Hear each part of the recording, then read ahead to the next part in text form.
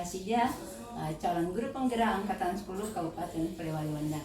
Kali ini saya tidak sendiri, saya akan ditemani oleh teman saya, rekan guru saya bernama Ibu Dewi Anggraini SPD selaku guru mata pelajaran Bahasa Indonesia. Apa kabar Ibu? Baik Ibu, alhamdulillah. Hari ini saya akan melakukan percakapan, ya, observasi. Maka sebelum saya melakukan supervisi di kelas, saya ingin mengetahui kira-kira apa tujuan pembelajaran yang akan Ibu lakukan di dalam kelas nanti.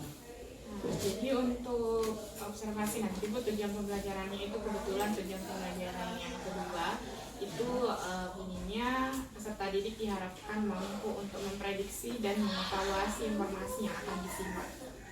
Jadi elemen nanti pas observasi itu elemen menyimak terlebih dahulu. Jadi tujuan pembelajarannya untuk nanti yang akan dilakukan itu adalah untuk mengobservasi, ya, untuk mengidentifikasi siswa kita. Iya, memprediksi dan mengevaluasi.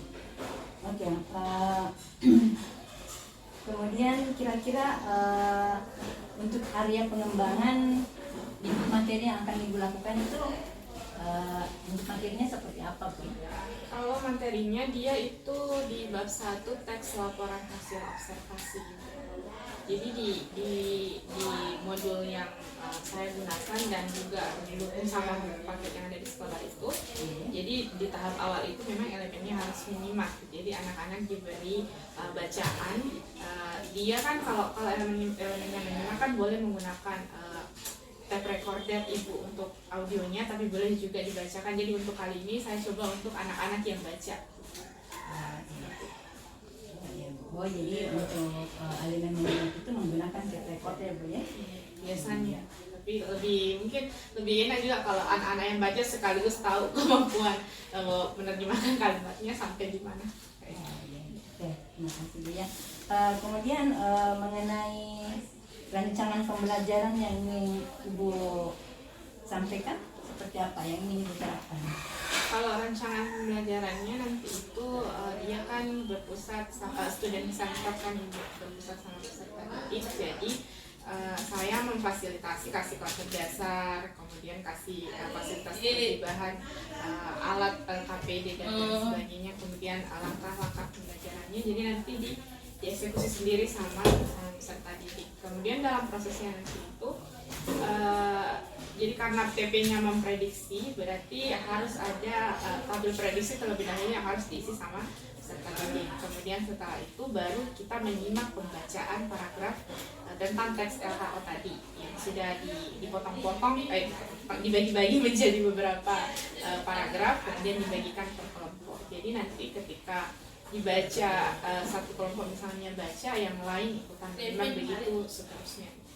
Oh iya, jadi rancangan pembelajaran yang Ibu terapkan di kelas itu dengan menggunakan kelompok-kelompok kecil, ya, untuk memberikan setiap permasalahan kepada setiap kelompok. Ya, saya rasa demikian, Bu, ya. Nanti kita akan ketemu pada saat observasi di kelas. Terima kasih buat waktunya. Assalamualaikum warahmatullahi wabarakatuh. Kami.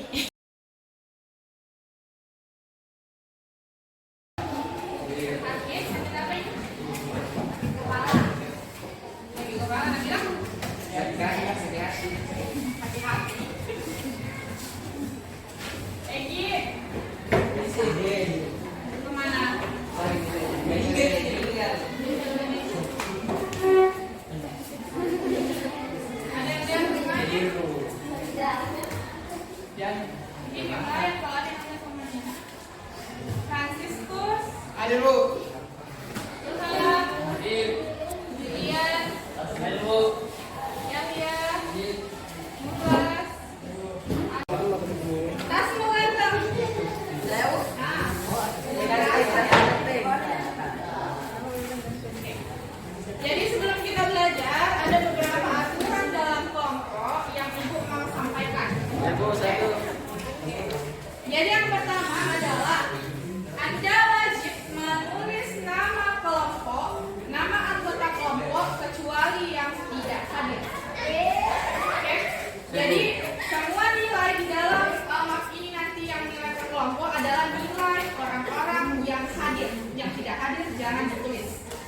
banyak sekali bertanya. Jadi juga jadi sampai memang ya.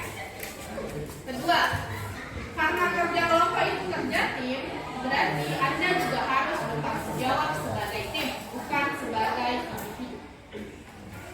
Oke, contoh, misal ya, kelompoknya mengajar ada 6 orang. Ini kan nanti jawabannya ditulis di dalam sini, di lembar LKPD-nya. Ditulis dalam sini kan? Tapi jawaban di dalam sini wajib juga ditulis di buku masing-masing. Sabar, dengar dulu. Masing-masing ya.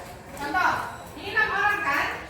Lalu yang tulis dan kumpul ke ibu hanya 5 orang. 1 orang tidak, entah karena alasan apa. Kalau dia tidak kumpul dan dia hadir, 5 orang yang kumpul, Anda tidak jadi dapat nilai. Ibu dan bapak ya, karena kerja tim berarti tanggung jawabnya harus oke.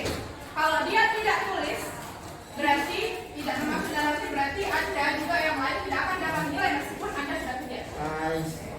Jadi pastikan teman Anda menulis, pastikan teman Anda kumpul, handle teman tak sendiri. Oke? Jelas?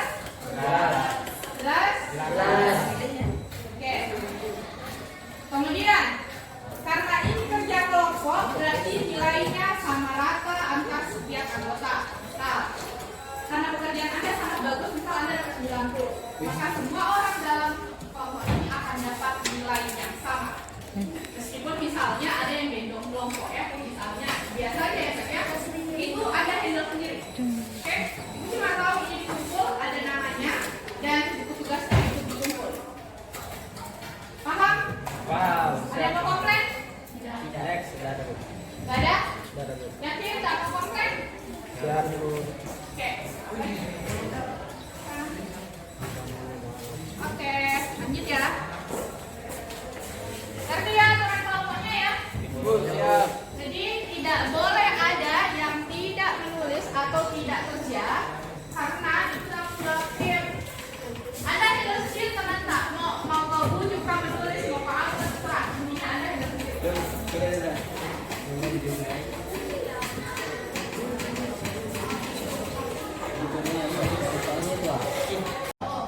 Laporan hasil observasi ini didapat dari sebuah fakta, berdasarkan sebuah fakta.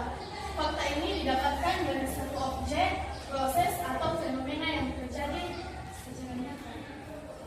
Objek, proses, dan fenomena ini didapat dari hasil pengamatan. Pengamatan dilakukan menggunakan indera penglihatan.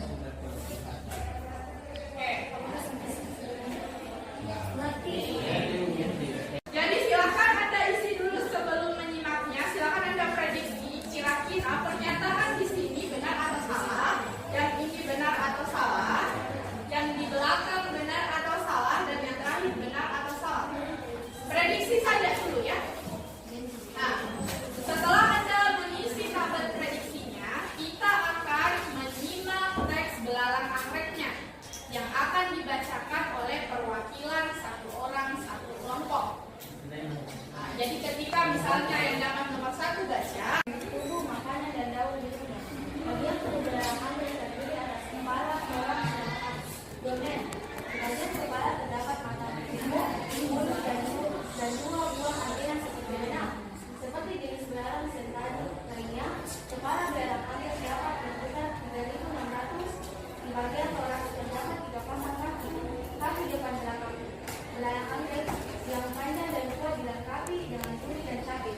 Belalang anggrik memiliki 2 pasang sayap yang menutupi bagian abdomennya. Sayap depan berfungsi melindungi sayap belakang, sehingga teksturnya lebih keras.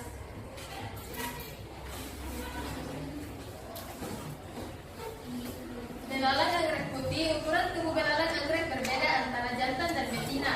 Panjang tubuh belalang anggrek jantan sekitar 2,5 sampai 3 cm, sedangkan betina 6 sampai 7 cm. Tubuh mereka berwarna putih dengan aksen merah muda lembut atau cerah. Beberapa belalang bahkan berwarna benar-benar putih atau merah jambu. Namun, belalang anggrek dapat mengubah warna tubuhnya dalam hitungan sehari, bergantung pada kondisi lingkungan, seperti kelembapan dan kondisi cahaya.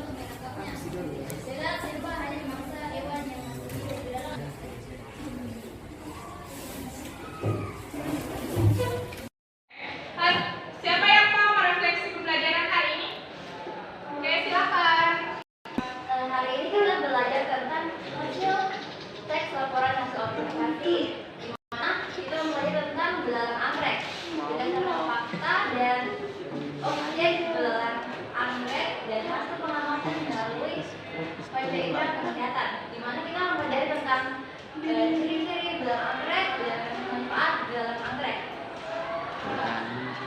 Oke, 15 menit.